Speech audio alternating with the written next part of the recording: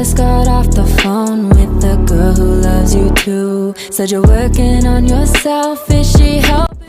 Teach your children about the value of respect, love, responsibility, action, materials, money, and the worthiness of affection. I just got off the phone with the girl who loves you too. Said you're working on yourself. If I have a child one day, she or he will continue to finish my book. But after 8 years, I've realized that why I should wait my future child to fulfill my dreams if I can do it now. I just got off the phone with the girl who loves you too. Said you're working on yourself, is she helping with that too?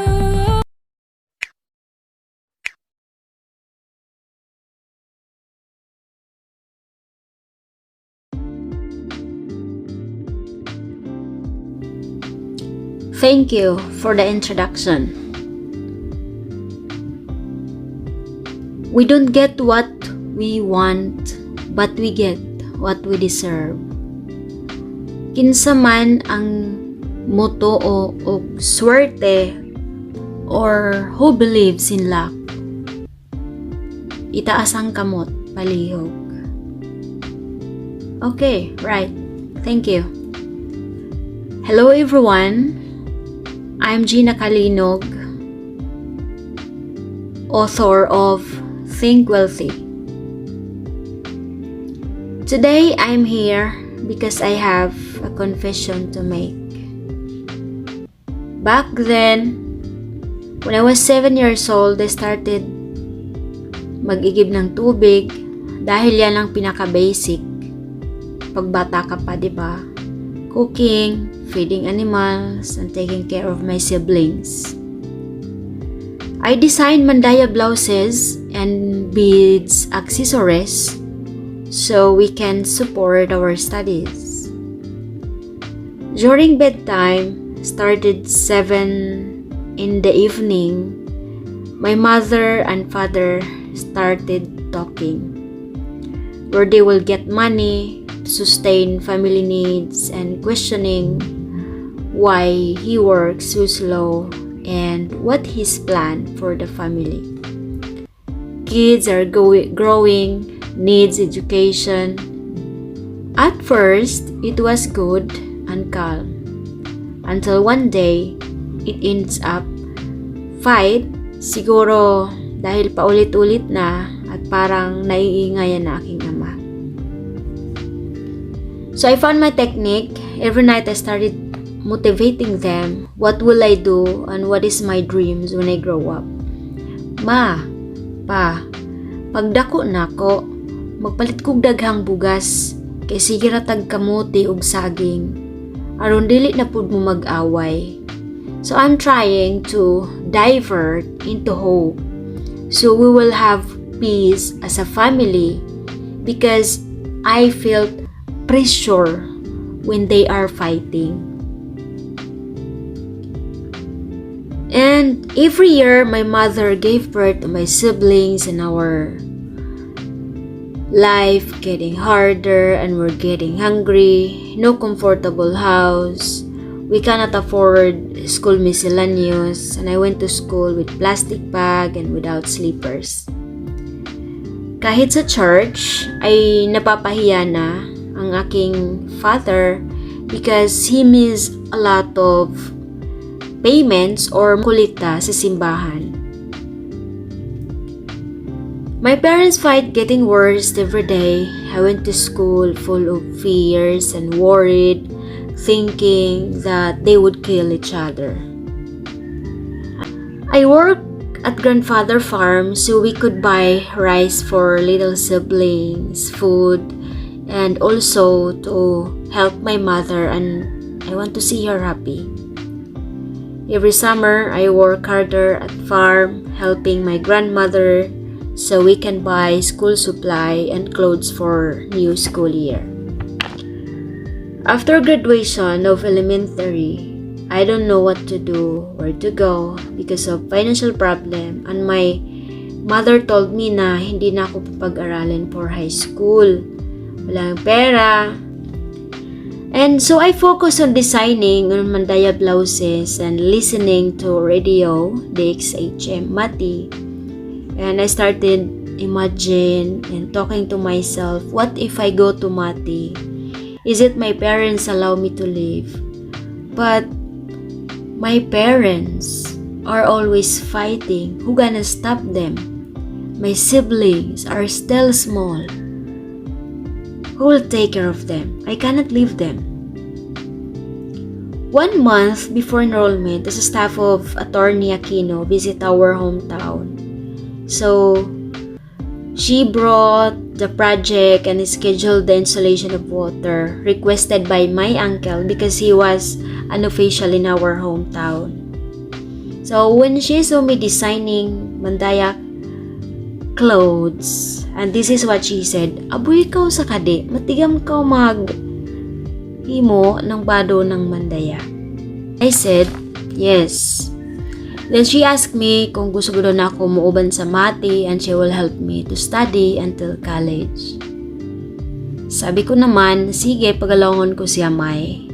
Tipid lang nga tubag kaya syempre na-surprise o naulaw pud ko. After hearing that from her, my dreams start alive again and I can see my brighter future in Mati. Although my parents didn't know yet, but I already made up in my mind that I will go to Mati. I will finish my college education and this is the chance. At first, my mother undecided and she was decided was 1 week of class has already started. Is it hard in my mind to leave? It is hard in my part to leave my parents and siblings. But I know this is the only way so I could help my parents and siblings financially. And of course, to finish my education. Every weekend, I teach designing mandaya and teaching sa mga selected schools and sometimes I perform sa mga big event dinhi sa Davao Oriental and Davao City. I was happy because I am earning while studying and start saving money so I could bring pasalubong for my family. After graduation, another challenge of my life because my mother wants me to work and help them financially. I don't know what to do, who I should to follow, my dreams or my mother. I choose my dream, so I enrolled at the Oriental State College. And my life getting harder, the more I'm closer to my dream, it's getting tired from work, no financial support. Then, I started dropping my subject and not doing assignments. Because I'm tired physically and emotionally. So, I don't have support system and just by myself. In my second year college, I decided to cross-enroll from agriculture to short course so I can get certificate and apply job. So after graduation, I look for a job but my salary is not enough for my family.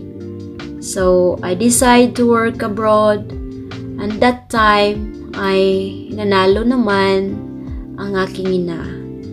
Of course, nakakatakot pag nanay ang kalaban, di ba? Working abroad at my first 6 months was not easy for me. I experienced homesick. I was like in jail while experiencing a jealous employer and workmate. So I told my employer that I want to transfer to another employer because I can't stay and work like this environment. And the reason why she is holding my salary and she didn't allow me to call my family in the Philippines. So after 1 week, they grant my request. I'm not like the other children na mahilig mag-excuses or palatubag-tubag biskan mali na. Because I was disciplined by my mother na bawal magtubag-tubag sa mga nakakatanda. Pero sa abroad lang ako natuto to depend on myself and I became stronger independently. I prioritize saving and invest in Philippines while I was in abroad. One of my relative managed my money for pautang with interest. And after 5 years, I'm back home. Then after a month, I work as a branch accountant. Then I decide to buy land and build the house. Kay maulaw naman ko mupuyo sa dati na akong gipuy-an. And after 15 years of being away from family, now we finally living in the same house again, and siblings pursue their studies. All I thought that's enough and that's my success. But the more I grow older, sadness and loneliness attack me. I feel like I miss something but I can't point out. Then I start doubting myself, feeling unaccomplished. Then I realized that I had dreams that I need to finish, and that is my education and my dream to write a book.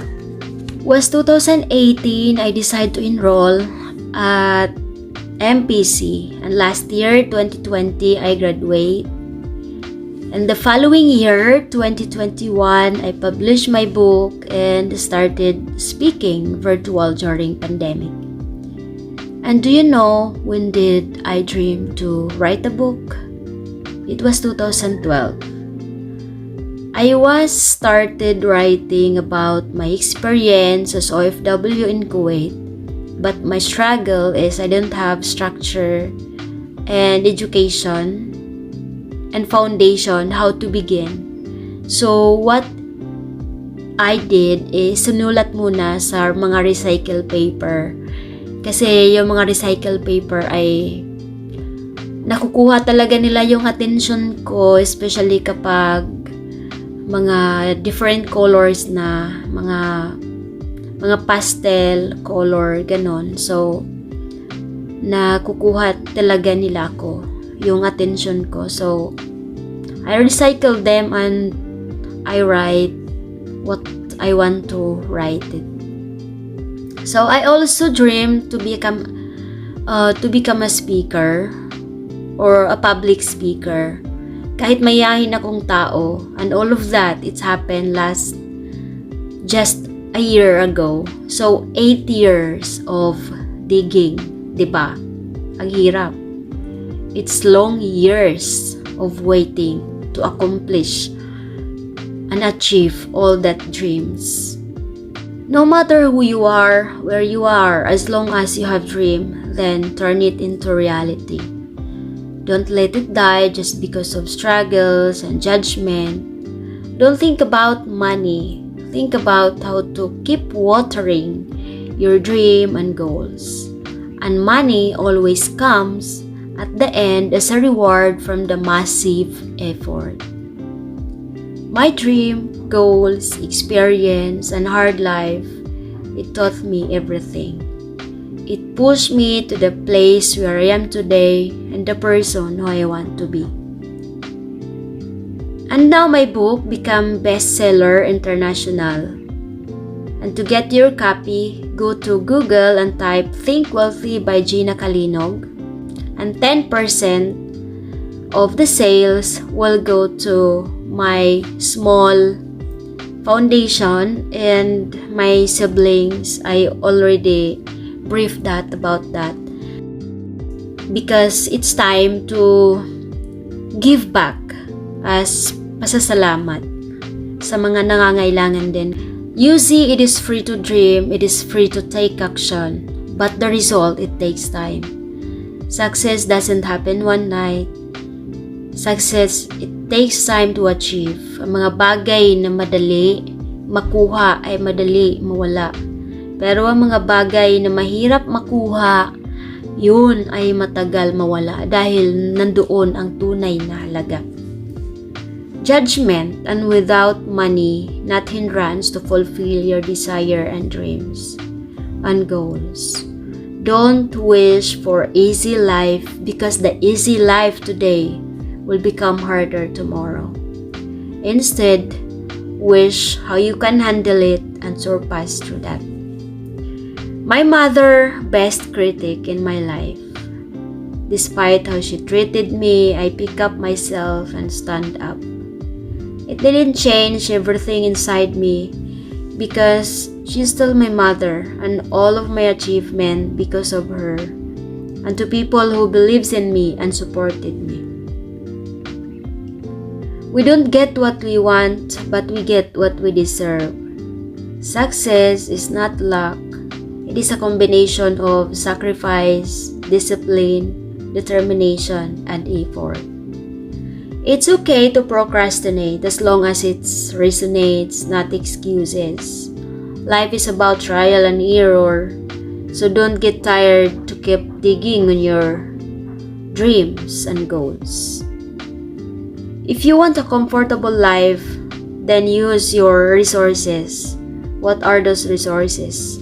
Failure, judgment, empty wallets, and experience. Use them as a key to success. Get out of your comfort zone. Discover who you are, who you want to be, and design your own future and turn your dream into reality. Don't limit yourself. Do what makes you uncomfortable, because comfortable and easy life, it's a poisonous and barricades a future natin yan. Be a dreamer, be a goal-getter, be a warrior on your own future, and have impact to the community. Grow like a tree, bloom like a flower, and shine like the sun. To MPC family, thank you for turning my dream into reality. And to my dear teachers, Miss Calamba, Miss Binansilan, and Mr. Pagluntudan, and to all beloved teachers in MPC, thank you for humbleness. I am deeply grateful for imparting your knowledge to your students and changing their lives. Students, visitors, and to all people behind this program, have a bright day and happy business day. Thank you.